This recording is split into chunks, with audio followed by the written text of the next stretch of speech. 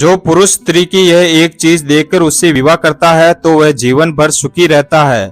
पुरुष को स्त्री की यह एक चीज देखकर ही उससे विवाह करना चाहिए, वरना आप कहीं के नहीं रहेंगे, आपके जीवन का विनाश निश्चित है।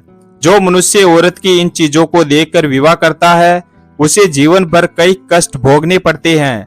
स्त्री की कौन सी चीज देखकर उसे विवाह करना चाहिए? जो मनुष्य स्त्री की सुंदरता के जाल में फंसता है उसका विनाश हो जाता है। पुराने समय से ही कहा गया है, जो मनुष्य स्त्रियों में रत हो जाता है उसका जीवन नष्ट हो जाता है। जब तक स्त्री को कोई पुरुष नहीं मिल जाता तब तक वह सती सावित्री बनकर रहती है, और जब वह किसी पुरुष को अपने वश में कर लेती है तो फिर वह कई तरह की चालें चलती है और अपनी धूर्तता पर उतर आती है। इसलिए विद्वान लोग कहते हैं कि बुद्धिमान मनुष्य को स्त्रियों से दूर ही रहना चाहिए।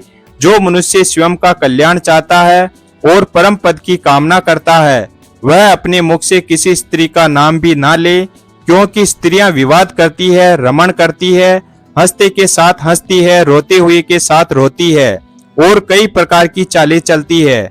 इसलिए स्त्रियों की माया अपरंपार है।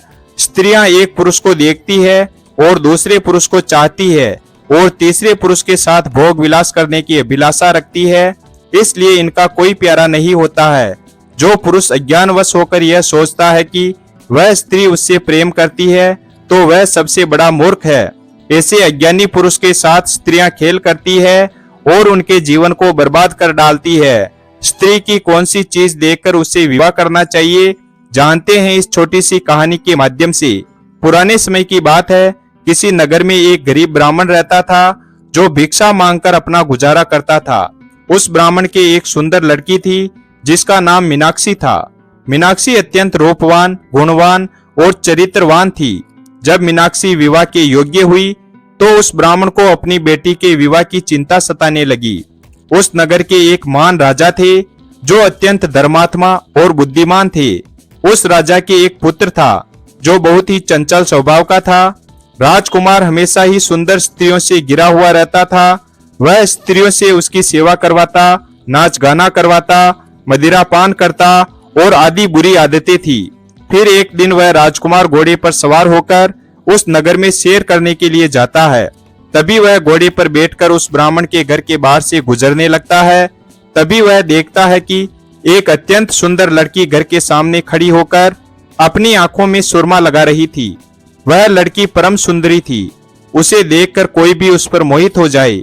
जब राजकुमार ने उस लड़की को देखा तो वह मंत्रमुग्ध हो गया। वह उस सुंदर लड़की पर मोहित हो गया और देखते ही राजकुमार को उस लड़की से प्रेम हो गया। वह सुंदर लड़की कोई और नहीं बल्कि ब्राह्मण की बेटी मीनाक्षी थी। मीनाक्षी के सुंदर रूप ने उस राजकुमार को पूरी तरह से घायल कर दिया। उस राजकुमार को कोई सुध बुध न रही। वह राजकुमार वहां से लौटकर अपने राजमहल चला गया और उस राजकुमार ने खाना पीना छोड़ दिया और अपने पलंग पर जाकर उस लड़की के रूप के बारे में सोचने लगा। उस राजकुमार ने पूरे दिन भोजन नहीं किया और दुखी होकर अपने मन में मीनाक्षी को पाने की कामना करने लगा।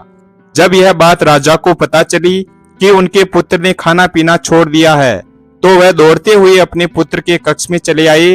राजा को अपने पुत्र की ऐसी अवस्था अच्छी नहीं लगी। राजा अपने पुत्र के पास जाकर उसे पूछने लगे, हे पुत्र, तुमने आज भोजन क्यों नहीं किया? क्या हुआ? तुम्हारी जो भी इच्छा है वह पूरी की जाएगी। तुम हमसे कहो, तुम्हारी क्या परेशानी है?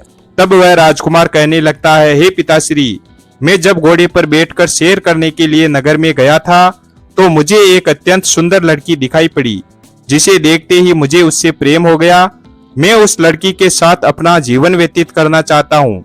मैं उससे विवाह करना चाहता हूँ। यदि उस लड़की से मेरा विवाह नहीं हुआ तो मैं अपने प्राण त्याग दूंगा। फिर राजा कहता है, हे पुत्र, तुम चिंता ना करो। मैं तुम्हारा उस लड़की से विवाह न कर सकूं तो मैं तेरा पिता होने के योग्य नहीं हूँ। इसलिए पुत्र, तुम बिल्कुल भी चिंता ना करो। मैं आज ही उस लड़की के पिता से तुम्हारी विवाह की बात करता हूँ। वह मना नहीं करेगा। कौन भला राजकुमार से विवाह करने के लिए मना करेगा? राजा अपने मंत्रियों से कहकर उस लड़की के बारे में पता करने के लिए कहते हैं। सभी मंत्री अपने सैनिकों को कहकर पता करते हैं कि वह एक ब्राह्मण की लड़की है। फिर सभी मंत्री राजा को उस ब्राह्मण के बारे में बताते हैं। राजा उस ब्राह्मण को राजमहल में बुलाने के लिए कहते हैं। जब वह ब्राह्मण राजमहल में आता है तो राजा उस ब्राह्मण से कहने लगते हैं, हे ब्राह्मण देवता, हमारे राजकुमार को तुम्हारी लड़की से प्रेम हो गया है और तुम्हारी लड़की से विवाह करना चाहता है। यह बात सुनते ही वह ब्राह्मण बहुत प्रसन्न हुआ और कहने लगा, हे राजन, यह तो मेरा सौभाग्य है कि राजकुमार को मेरी लड़की पसंद आई है। मेरे लिए यह बड़ी खुशी की बात है।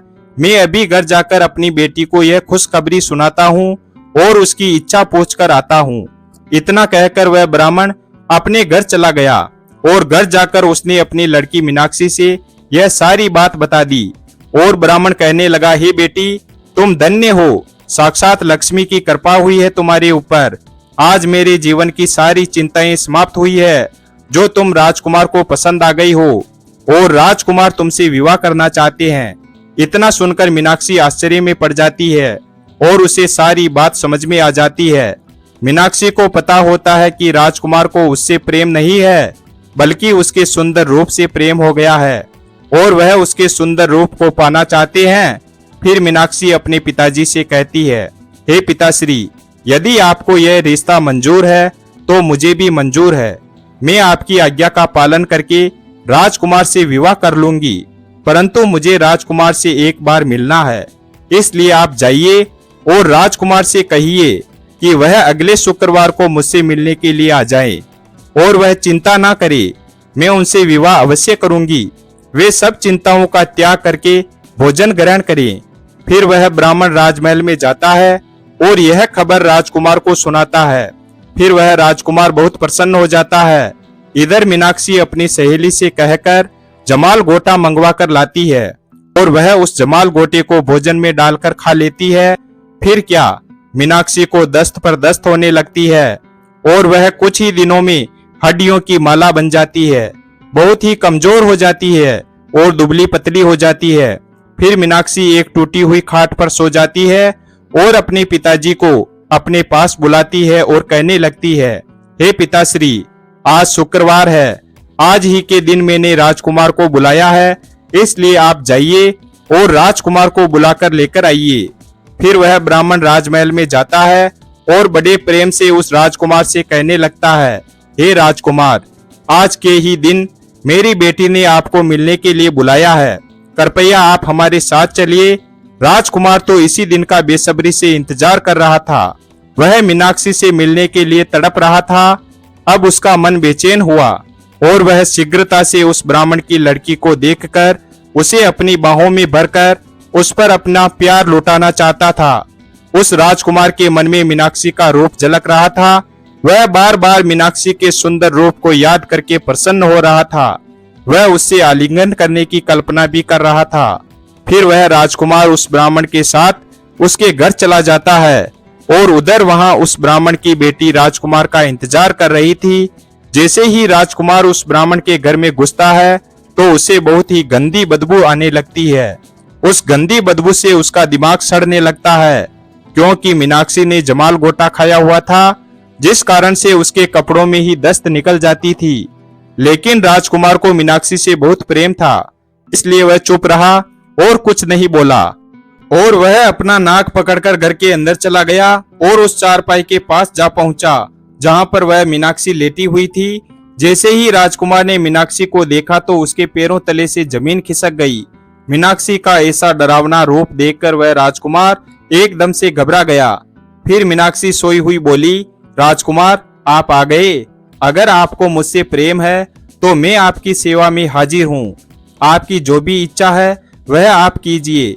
मैं आपसे विवाह करने के लिए तैयार हूँ, किंतु आपको मेरी सुंदरता से प्रेम है तो देखिए, मेरी सुंदरता अब जा चुकी है। मीनाक्षी के मुंह से यह सुनकर वह राजकुमार वहां से चुपचाप निकलकर वापस राजमहल की तरफ चला जाता है। वहां पहुंचकर उसने चैन की सांस ली। अब उसे पता चल गया था कि यह संसार मोह माया है। जैसा दिखता है वैसा नहीं होता है। उसे संसार की असलियत मालूम पड़ गई। वह कहने लगा, यह संसार कुछ भी नहीं है, बस मोह माया है। जैसा दिखता है वैसा नहीं है। जिस सुंदरता को देखकर मैंने खाना पीना छोड़ दिया था, मेरी रातों की नींद बर्बाद हो गई थी, मेरा सुख चैन सब खो गया था, वह तो कुछ ही दिनों में नष्ट हो गई। फिर उसी दिन राजकुमार को संसार से विरक्ति हो गई। उसमें वैराग्य जाग उठा और वह उठ खड़ा हुआ। उसने अपने राज का त्याग कर दिया और पूरे शरीर पर भस्म लगा लिया और वन में चला गया। वन में जाकर वह परमात्मा की भक्ति में लीन हो गया। उसके अंदर से सब प्रकार के लालच, दोष, आसक्ति, मोह सब कुछ नष्ट हो गया और उसका अंतर्मन पवित्र हो गया। शरीर की सुंदरता केवल बाहरी होती है, जिसे देखकर मनुष्य को कभी अपना मानसिक संतुलन नहीं खोना चाहिए। मनुष्य का अंतर्मन सदैव ही शुद्ध होना चाहिए, तभी उसे सामने वाले के मन की सुंदरता दिखाई पड़ती है। स्त्रियों के सुंदर रूप को देखकर उन पर कभी मोहित नहीं होना चाहिए। स्त्रियों के मन की परख करनी चाहिए। बाहर की सुंदरता तो कुछ ही दिनों की मेहमान होती है, जो कुछ ही दिनों में नष्ट हो जाती है, किंतु मन की सुंदरता हमेशा बनी रहती है। वीडियो अगर पसंद आया हो तो वीडियो को लाइक और हमारे चैनल शिव भक्त को सब्सक्राइब करें और अपने दोस्तों के साथ शेयर करें। धन्यवाद। और कमेंट बॉक्स में जय श्री राधे राधे अवश्य